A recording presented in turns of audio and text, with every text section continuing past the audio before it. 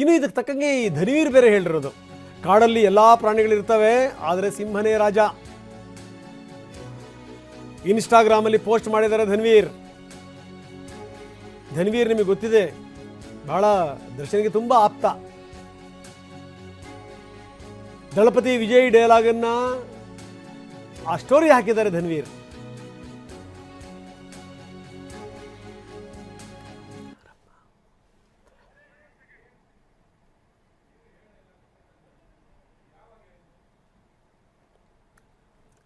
So ಇದು ಸಂಗತಿ ಏನು ನಡೀತಾ ಇದೆ ಅದರ ವಿವರಗಳನ್ನು ನಾವು ನಿಮಗೆ ಕೊಡ್ತಾ ಇದ್ದೀವಿ. ಒಂದು ಕಡೆಗೆ ಡೈಲಾಗ್ಗಳ ಮೇಲೆ ಡೈಲಾಗ್ಗಳು ಬರ್ತಾ ಇವೆ, ಇನ್ನೊಂದು ಕಡೆಗೆ ಏನು ಅಂದರೆ ಧನ್ವೀರ್ ಕೂಡ ಒಂದು ಪೋಸ್ಟ್ ಮಾಡಿದ್ದಾರೆ. ಧನ್ವೀರ್ ಈ ಸಂದರ್ಭದಲ್ಲಿ ಯಾಕೆ ಪೋಸ್ಟ್ ಮಾಡಿದರು?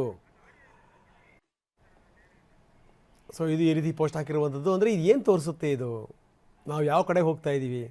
ಕನ್ನಡ ಚಿತ್ರರಂಗ ಒಂದು ಪುಟ್ಟ ಮಾರ್ಕೆಟ್ ಕನ್ನಡ ಚಿತ್ರರಂಗ.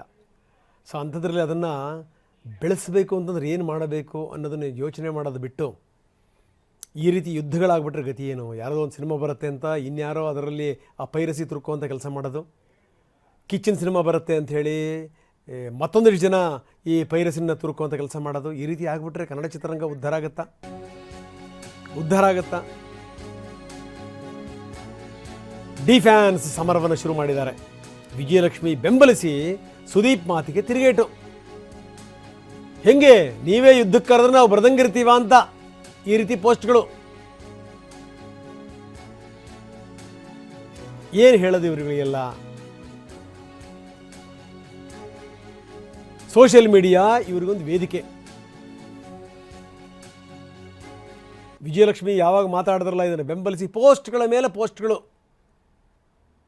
ಆಮೇಲೆ ಪೊಲೀಸ್ ಕಂಪ್ಲೇಂಟ್. ನಮ್ಮ ತಟ್ಟೆ ಅನ್ನ ಕಸ್ಕೊಂಡ್ರೆ ನಾವು ಬಿಡ್ತೀವಾ? ಇಲ್ಲಿ ಸಿಂಪಲ್ ಸಂಗತಿ, ಅನುಮಾನಗಳಿದೆ, ಒಬ್ಬರ ಮೇಲೆ ಒಬ್ಬರಿಗಿರುವಂಥ ಅನುಮಾನ. ಈ ಅಭಿಮಾನಿಗಳಿಗೆ ಆ ಅಭಿಮಾನಿಗಳು ಕಂಡ್ರಾಗಲ್ಲ, ಆ ಅಭಿಮಾನಿಗಳಿಗೆ ಈ ಅಭಿಮಾನಿಗಳನ್ನ ಕಂಡ್ರಾಗಲ್ಲ. ದರ್ಶನ್ ಸಿನಿಮಾ ಬಂದಂಥ ಸಂದರ್ಭದಲ್ಲಿ ಯಾರೋ ಪೈರಸಿ ಮಾಡಿದರು ಅನ್ನುವಂಥ ಅನುಮಾನ. ಯಾರು ಕಿಚ್ಚನ ಫ್ಯಾನ್ಸ್ ಮಾಡಿದ್ರಾ ಅನ್ನುವಂಥ ಅನುಮಾನ. ಈಗ ಇವರಿಗೆ, ಈ ಫ್ಯಾನ್ಸ್ಗೆ ಈ ಅಭಿಮಾನಿಗಳ ಮೇಲೆ ಅನುಮಾನ ಕಾಡ್ತಾ ಇದೆ. ಅದಕ್ಕೆ ತಕ್ಕಂಗೆ ಇವ್ರದ್ದು ನಮ್ಮ ತಟ್ಟೆ ಅನ್ನ ಕಸ್ಕೊಂಡ್ರೆ ನಾವು ಬಿಡ್ತೀವ, ಈ ಥರದ್ದಿಲ್ಲ. ಏನಿದು? ಒಟ್ಟು ಹಾಳಾಗಕ್ಕೆ ಏನೇನು ಮಾಡಬೇಕೋ ಅದನ್ನೆಲ್ಲವನ್ನೂ ಕೂಡ ಮಾಡ್ತಾ ಇದ್ದಾರೆ ನೋಡಿ. ಭಾಳ ಬೇಸರ ಸಂಗತಿ ಇದು. ಬರೀ ನಮ್ಮ ಪ್ರತಿನಿಧಿ ಜಗೀನ್ ಈಗ ನಮ್ಮೊಂದಿಗೆ ನೇರ ಸಂಪರ್ಕದಲ್ಲಿದ್ದಾರೆ. ಮಾಲ್ತೇಶ್ ಜಗೀನ್, ನೋಡ್ತಾ ಇದ್ದೀವಿ ಏನು ಚಿತ್ರರಂಗದಲ್ಲಿ ಏನು ನಡೀತಾ ಇದೆ, ಏನು ಎತ್ತ. ನಾನು ಹಲವಾರು ಉದಾಹರಣೆಗಳನ್ನು ಕೊಟ್ಟೆ. ನಾನು ಈ ಮೊನ್ನೆ ಶ್ರೀನಿವಾಸನ್ ಹೋಗ್ಬಿಟ್ರು, ಕೇರಳದ ನಿರ್ಮಾಪಕರು. ನೋಡಿ, ಅವರ ಚಿತ್ರಗಳಲ್ಲಿ ಇಬ್ಬರೂ ನಾಯಕರು, ಅದು ಮೋಹನ್ ಲಾಲ್ ಆಗಿರ್ಬೋದು, ಮಮ್ಮೂಟಿ ಆಗಿರ್ಬೋದು, ಇಬ್ಬರು ನಾಯಕರು ಕೆಲಸ ಮಾಡಿದ್ದಾರೆ. ಅವರ ಶವ ಮನೆಗೆ ಬಂದಂಥ ಸಂದರ್ಭದಲ್ಲಿ ಅವರಿಬ್ಬರು ನಾಯಕರು ಬಂದಿದ್ದು, ಅದರಲ್ಲೂ ಮೋಹನ್ ಲಾಲ್ ವಿಪರೀತ ಭಾವುಕರಾಗ್ಬಿಟ್ರು. ಎಷ್ಟು ಮಟ್ಟಿಗೆ ಅಂದರೆ ಅವ್ರು ಭಾವುಕರಾಗಿದ್ದು ನೋಡಿ ಮಮ್ಮೂಟಿಗೆ ಭಯ ಶುರುವಾಗ್ಬಿಡ್ತು. ಪಕ್ಕದಲ್ಲಿ ಕೂತ್ಕೊಂಡು ಅವ್ರವ್ರಿಗೆ ಸಾಂತ್ವನ ಕೊಟ್ಟಿದ್ದಲ್ಲ ಇದು. ಈ ರೀತಿ ಸ್ನೇಹ, ಪ್ರೀತಿ, ವಿಶ್ವಾಸ ಅಂಥದ್ರಿಂದ ಚಿತ್ರರಂಗ ಬೆಳಿಬೇಕು ವಿನಃ ಬರೀ ಮಾತಿಂದ ಅಥವಾ ಏನೋ ಯುದ್ಧಕ್ಕೆ ಆಹ್ವಾನಿಸೋದ್ರಿಂದ, ಯಾರೋ ಹಿಂದಿನಿಂದ ಯುದ್ಧ ಮಾಡೋದ್ರಿಂದ, ಇನ್ಯಾರೋ ಪೈರಸಿ ತರೋದ್ರಿಂದ, ಮತ್ತೊಬ್ಬರು ಯಾರೋ ನಾವು ಕೂಡ ಅದನ್ನು ಎದುರಿಸಕ್ಕೆ ಸಿದ್ಧವಾಗಿದ್ದೀವಿ ಅನ್ನೋದ್ರಿಂದ ಹಿಂಗೆಲ್ಲ ಆದರೆ ಚಿತ್ರರಂಗ ಬೆಳೆಯೋಕ್ಕೆ ಸಾಧ್ಯನಾ? ಏನಿದು ಕತೆ? ಈ ರೀತಿ ಕಿಚ್ಚ ಮಾತಾಡಿರೋದಕ್ಕೆ ಕಾರಣ ಏನು?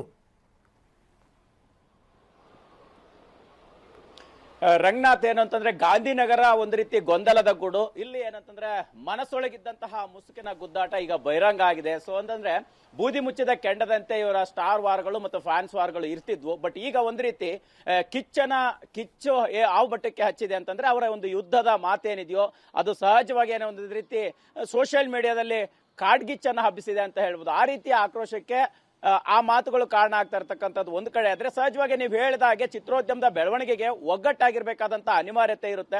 ಬಟ್ ಆದ್ರೆ ಇಲ್ಲಿ ಒಂದಾಗಿದ್ದೀವಿ ಅಂತ ಹೇಳ್ತೇನೆ, ಒಂದಿಷ್ಟು ಪಡೆಗಳಿದಿವೆ ಅನ್ನುವಂತ ರೀತಿಯಲ್ಲಿ ಬಿಂಬಿತ ಆಗ್ತಾ ಇರ್ತಕ್ಕಂಥದ್ದು. ಪ್ರಮುಖವಾಗಿ ಕಿಚ್ಚ ಸುದೀಪ್ ಅವರು ಹುಬ್ಬಳ್ಳಿಯಲ್ಲಿ ಗರ್ಜಿಸಿರ್ತಕ್ಕಂತಹ ಮಾತುಗಳೇನಿದೆಯೋ ಅದಾದ ನಂತರ 2 ಆಯಾಮಗಳಲ್ಲಿ ಚರ್ಚೆ ಶುರುವಾಯಿತು. ಅಂದ್ರೆ ಡಿಸೆಂಬರ್ ಒಂದು ಸ್ಟಾರ್ ಸಿನಿಮಾಗಳ ಧಮಾಕ ಆಗಿದೆ ಈಗಾಗಲೇ. ಅಂತಂದ್ರೆ ದರ್ಶನ್ ಅವರು ಡೆವಿಲ್ ರಿಲೀಸ್ ಆಗಿದೆ, ಇನ್ನು ಒಂದೇ ದಿನ 45 ಮತ್ತು ಮಾರ್ಕ್ ರಿಲೀಸ್ ಆಗ್ತಾ ಇರ್ತಕ್ಕಂಥದ್ದು. ಇದರಲ್ಲಿ ಯುದ್ಧಕ್ಕೆ ಸಿದ್ಧ ಆಗಿದ್ದೀವಿ, ಮಾತಿಗೆ ಬದ್ಧ ಅಂದಾಗ, ಅಂದ್ರೆ ಮಾತಿಗೆ ಬದ್ಧ ಅನ್ನೋ ಮಾತಿನ ಮರ್ಮವನ್ನ ಅನಲೈಸ್ ಮಾಡ್ತಾ ಹೋದ್ರೆ ಸುದೀಪ್ ಅವರು 5 ತಿಂಗಳ ಮುಂಚೆ ನಾನು ಮಾರ್ಕ್ ಸಿನಿಮಾವನ್ನ ರಿಲೀಸ್ಗೆ ಅನೌನ್ಸ್ ಮಾಡಿದೆ. ಬಟ್ ಆದ್ರೂ ಕೂಡ ಇನ್ನೊಂದು ದೊಡ್ಡ ಸಿನಿಮಾ ಬರ್ತಾ ಇದೆ, ಸ್ಟಾರ್ಗಳ ಸಿನಿಮಾ ಬರ್ತಾ ಇದೆ, ಸಹಜವಾಗಿ ಬಾಕ್ಸ್ ಆಫೀಸ್ಗೆ ಹೊಡೆತ ಬೀಳುತ್ತೆ ಅನ್ನೋಂಥದ್ದು ಒಂದು ಕಡೆ ಆದ್ರೆ, ಇನ್ನೊಂದು ಕಡೆ ಒಂದು ಪಡೆ ಸಿನಿಮಾವನ್ನ ಕೆಡಿಸ್ಲಿಕ್ಕೆ ಅಂದ್ರೆ ನೆಗೆಟಿವ್ ಮಾಡ್ಲಿಕ್ಕೆ ಸಜ್ಜಾಗಿದೆ ಅನ್ನುವಂತ ಮಾತನ್ನ ಹೇಳ್ತಾ ಇದ್ದಾರೆ. ಈ ಹಿಂದೆ ಕೂಡ ಪೈಲ್ವಾನ್ ರಿಲೀಸ್ ಟೈಮ್ ಅಲ್ಲಿ ಒಂದು ನೇರವಾಗಿ ಡಿ ಬಾಸ್ ಫ್ಯಾನ್ಸ್ ಮತ್ತೆ ಸುದೀಪ್ ಅವರ ಫ್ಯಾನ್ಸ್ ನಡುವೆ ವಾರ್ ಶುರುವಾಗಿತ್ತು.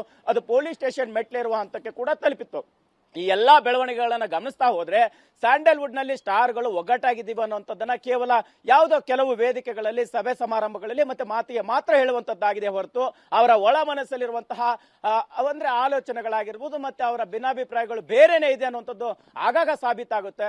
ಈ ಹಿಂದೆ ಕೂಡ ಜೋಗಿ ಪ್ರೇಮ್ ಅವರು ಕೂಡ ಒಂದು ವೇದಿಕೆಯಲ್ಲಿ ಹೇಳಿದ್ರು, ಬಹಿರಂಗವಾಗಿ ಹೇಳಿದ್ರು, ಅಂದ್ರೆ ನಮ್ಮಲ್ಲಿ ಒಗ್ಗಟ್ಟಿಲ್ಲ, ಬೇರೆ ನಟರ ಕಾಲುಗಳನ್ನು ಹೇಳುವಂತದ್ರಲ್ಲೇ ಇಲ್ಲಿ ನಿರತರಾಗಿರ್ತಾರೆ ಅನ್ನುವಂಥದ್ದನ್ನು ಹೇಳುವಂತದ್ದಾಗಿತ್ತು. ಇನ್ನು ದುಜಾ ವಿಜಯ್ ಮತ್ತು ರಾಜ್ಬಿ ಶೆಟ್ಟಿ ಅವರು ಕೂಡ ಒಂದು ವೇದಿಕೆಯಲ್ಲಿ ಇದ್ದಾಗಲೂ ಕೂಡ ಸ್ಟಾರ್ಗಳಲ್ಲಿ ಒಗ್ಗಟ್ಟಿದೆ ಅನ್ನುವಂತ ಮಾತನ್ನ ಕೇಳಲಾಗಿತ್ತು. ಬಟ್ ಅವರವರ ಸಮಯಕ್ಕೆ ತಕ್ಕಂತೆ ಅವರವರ ಪರಿಸ್ಥಿತಿಗಳಿರುತ್ತೆ, ಎಲ್ಲರೂ ಕೂಡ ಒಂದಾಗಿರ್ಲಿಕ್ಕೆ ಸಾಧ್ಯತೆಗಳು ಕಡಿಮೆ ಅನ್ನೋ ರೀತಿ ಹೇಳ್ತಾರೆ. ಹೀಗೆ ಒಟ್ಟಾರೆ ಏನಂತಂದ್ರೆ ನೇರವಾಗಿ ವಿಜಯಲಕ್ಷ್ಮಿ ಅವರು ಕೂಡ ಈಗ ಸುದೀಪ್ ಅವರಿಗೆ ಟಾಂಗ್ ಕೊಡುವಂತ ಕೆಲಸವನ್ನ ಮಾಡಿದ್ದಾರೆ.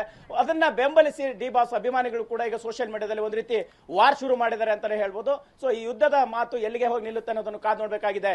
ರಂಗನಾಥ್, ಎಸ್, ಧನ್ಯವಾದ ತಮ್ಮೆಲ್ಲ ಮಾಹಿತಿಗೆ. ನೋಡಿ, ಕನ್ನಡ ಚಿತ್ರರಂಗ ಒಂದು ಪುಟ್ಟ ಮನೆ, ಆ ಪುಟ್ಟ ಮನೆಗೆ ಹತ್ತಾರು ಬಾಗಿಲುಗಳು, ವಿಪರೀತ ವೈಮನಸ್ಸುಗಳು. ನಾನು ಅದಕ್ಕೆ ಹೇಳ್ತಾ ಇದ್ದೆ, ಒಂದು ಎಕ್ಸಾಂಪಲ್ ಕೊಟ್ಟು ಮುಗಿಸ್ತೀನಿ.